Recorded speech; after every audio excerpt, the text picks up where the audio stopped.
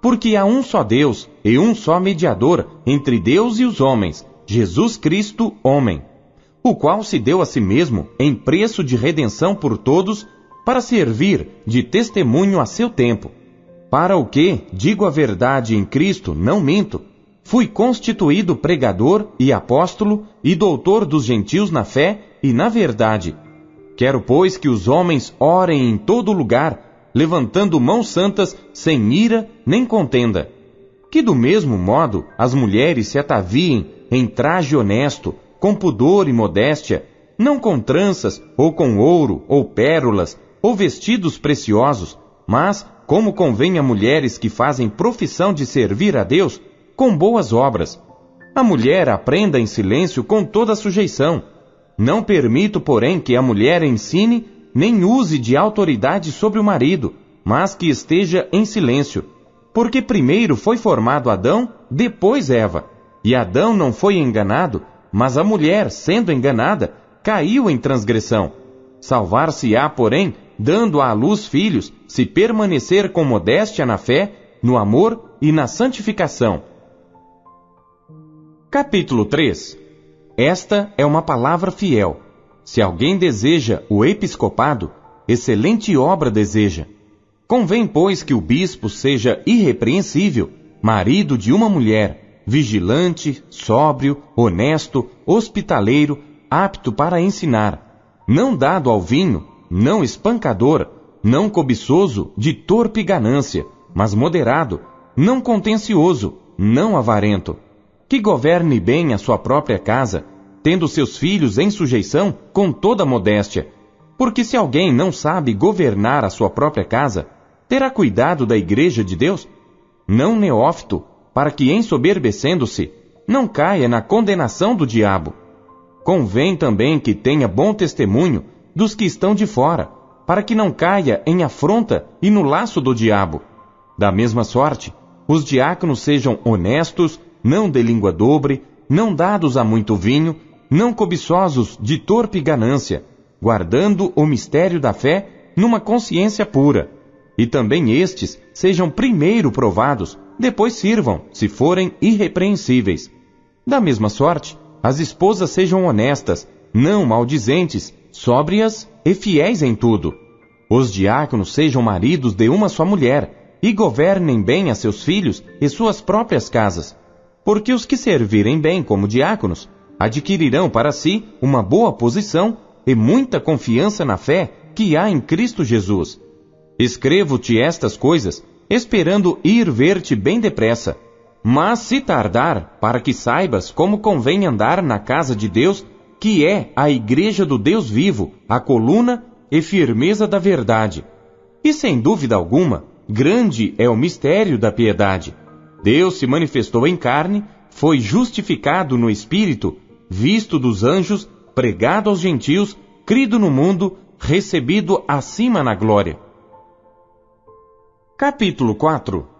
Mas o Espírito expressamente diz que nos últimos tempos apostatarão alguns da fé, dando ouvidos a espíritos enganadores e a doutrinas de demônios, pela hipocrisia de homens que falam mentiras, tendo cauterizada sua própria consciência, proibindo o casamento e ordenando a abstinência dos alimentos que Deus criou para os fiéis e para os que conhecem a verdade, a fim de usarem deles com ações de graças. Porque toda criatura de Deus é boa, e não há nada que rejeitar, sendo recebido com ações de graças. Porque pela palavra de Deus e pela oração é santificada. Propondo estas coisas aos irmãos, serás bom ministro de Jesus Cristo, criado com as palavras da fé e da boa doutrina que tens seguido. Mas rejeita as fábulas profanas e de velhas, e exercita-te a ti mesmo em piedade, porque o exercício corporal para pouco aproveita, mas a piedade para tudo é proveitosa, tendo a promessa da vida presente e da que há de vir. Esta palavra é fiel e digna de toda aceitação, porque para isto trabalhamos e lutamos, pois esperamos no Deus vivo, que é o Salvador de todos os homens, principalmente dos fiéis. Manda estas coisas e ensina-as. Ninguém despreze a tua mocidade, mas seu exemplo dos fiéis na palavra, no trato, no amor, no espírito, na fé, na pureza. Persiste em ler, exortar e ensinar até que eu vá. Não desprezes o dom que há em ti, o qual te foi dado por profecia, com a imposição das mãos do presbitério. Medita estas coisas, ocupa-te nelas, para que o teu aproveitamento seja manifesto a todos. Tem cuidado de ti mesmo e da doutrina, persevera nestas coisas, porque fazendo isto, te salvarás tanto a ti mesmo, como aos que te ouvem. Capítulo 5. Não repreendas asperamente os anciãos, mas admoesta-os como a pais, aos moços como a irmãos, às mulheres idosas como a mães, às moças como a irmãs, em toda a pureza. Honra as viúvas que verdadeiramente são viúvas. Mas se alguma viúva tiver filhos ou netos, aprendam primeiro a exercer piedade para com a sua própria família e a recompensar seus pais, porque isto é bom e agradável diante de Deus. Ora, a que é verdadeiramente viúva e desamparada, espera em Deus e persevera de noite e de dia em rogos e orações. Mas a que vive em deleites, vivendo está morta. Manda, pois, estas coisas para que elas sejam irrepreensíveis. Mas se alguém não tem cuidado dos seus, e principalmente dos da sua família, negou a fé e é pior do que o infiel. Nunca seja inscrita viúva com menos de 60 anos, e só a que tenha sido mulher de um só marido. Tendo testemunho de boas obras, se criou os filhos, se exercitou hospitalidade, se lavou os pés aos santos, se socorreu os aflitos, se praticou toda a boa obra. Mas não admitas as viúvas mais novas, porque quando se tornam levianas contra Cristo, querem casar-se, tendo já a sua condenação, por haverem aniquilado a primeira fé. E além disto, aprendem também a andar ociosas de casa em casa, e não só ociosas, mas também paroleiras e curiosas, falando o que não convém. Quero, pois, que as que são moças se casem, gerem filhos, governem a casa, e não deem ocasião ao adversário de maldizer. Porque já algumas se desviaram indo após Satanás. Se algum crente ou alguma crente tem viúvas, socorra-as e não se sobrecarregue a igreja, para que se possam sustentar as que deveras são viúvas. Os presbíteros que governam bem, sejam estimados por dignos de duplicada honra, principalmente os que trabalham na palavra e na doutrina. Porque diz a Escritura: não ligarás a boca ao boi que debulha, e digno é o obreiro do seu salário. Não aceites acusação contra o presbítero, senão com 2 ou 3 testemunhas. Aos que pecarem, repreende-os na presença de todos, para que também os outros tenham temor.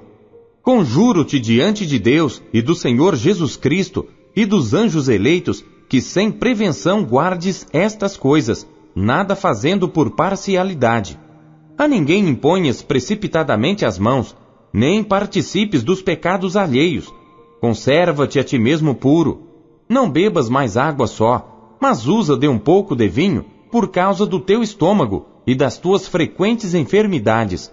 Os pecados de alguns homens são manifestos, precedendo o juízo, e em alguns manifestam-se depois. Assim mesmo também as boas obras são manifestas, e as que são de outra maneira não podem ocultar-se. Capítulo 6. Todos os servos que estão debaixo do jugo, estimem a seus senhores por dignos de toda honra, para que o nome de Deus e a doutrina não sejam blasfemados. E os que têm senhores crentes, não os desprezem por serem irmãos. Antes, os sirvam melhor, porque eles que participam do benefício são crentes e amados. E isto ensina e exorta.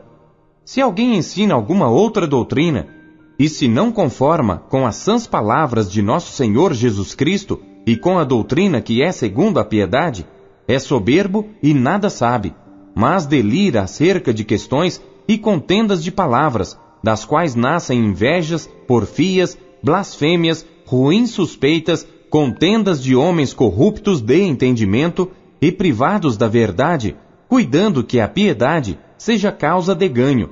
aparta-te dos tais. Mas é grande ganho a piedade com contentamento, porque nada trouxemos para este mundo, e manifesto é que nada podemos levar dele. Tendo, porém, sustento e com que nos cobrirmos, estejamos com isso contentes. Mas os que querem ser ricos caem em tentação e em laço e em muitas concupiscências loucas e nocivas, que submergem os homens na perdição e ruína. Porque o amor ao dinheiro é a raiz de toda espécie de males, e nessa cobiça alguns se desviaram da fé e se traspassaram a si mesmos com muitas dores. Mas tu, ó homem de Deus, foge destas coisas e segue a justiça, a piedade, a fé, o amor, a paciência, a mansidão. Milita a boa milícia da fé, toma posse da vida eterna, para a qual também foste chamado, tendo já feito boa confissão diante de muitas testemunhas. Mando-te diante de Deus, que todas as coisas vivifica, e de Cristo Jesus, que diante de Pôncio Pilatos deu testemunho de boa confissão, que guardes este mandamento sem mácula e repreensão até a aparição de nosso Senhor Jesus Cristo, a qual, a seu tempo, mostrará o bem-aventurado e único poderoso Senhor, Rei dos reis e Senhor dos senhores, aquele que tem, ele só, a imortalidade, e habita na luz inacessível, a quem nenhum dos homens viu, nem pode ver, ao qual seja honra e poder sempiterno. Amém. Manda aos ricos deste mundo que não sejam altivos, nem ponham a esperança na incerteza das riquezas, mas em Deus, que abundantemente nos dá todas as coisas para delas gozarmos. Que façam bem, enriqueçam em boas obras, repartam de boa mente e sejam comunicáveis. Que entesourem para si mesmos um bom fundamento para o futuro, para que possam alcançar a vida eterna. Ó Timóteo, guarda o depósito que te foi confiado, tendo horror aos clamores vãos e profanos e às oposições da falsamente chamada ciência, a qual, professando-a alguns, se desviaram da fé. A graça seja contigo. Amém. 2 Timóteo, capítulo 1. Paulo, apóstolo de Jesus Cristo pela vontade de Deus, segundo a promessa da vida que está em Cristo Jesus, a Timóteo, meu amado filho, graça, misericórdia e paz da parte de Deus Pai e da de Cristo Jesus, Senhor nosso. Dou graças a Deus, a quem desde os meus antepassados sirvo, com uma consciência pura, de que sem cessar faço memória de ti nas minhas orações noite e dia, desejando muito ver-te, lembrando-me das tuas lágrimas para me encher de gozo, trazendo à memória a fé não fingida que em ti há, a qual habitou primeiro em tua avó Lóide e em tua mãe Eunice, e estou certo de que também habita em ti. Por cujo motivo te lembro que despertes o dom de Deus que existe em ti pela imposição das minhas mãos. Porque Deus não nos deu espírito de temor, mas de fortaleza e de amor e de moderação. Portanto, não te envergonhes do testemunho do nosso Senhor, nem de mim, que sou prisioneiro seu. Antes participa das aflições do Evangelho, segundo o poder de Deus, que nos salvou e chamou com uma santa vocação, não segundo as nossas obras, mas segundo o seu próprio propósito e graça, que nos foi dada em Cristo Jesus antes dos tempos dos séculos, e que é manifesta agora pela aparição de nosso Salvador Jesus Cristo, o qual aboliu a morte e trouxe à luz a vida e a incorrupção pelo Evangelho, para o que fui constituído pregador e apóstolo e doutor dos gentios, por cuja causa padeço também isto, mas não me envergonho, porque eu sei em quem tenho crido, e estou certo de que é poderoso para guardar o meu depósito até aquele dia.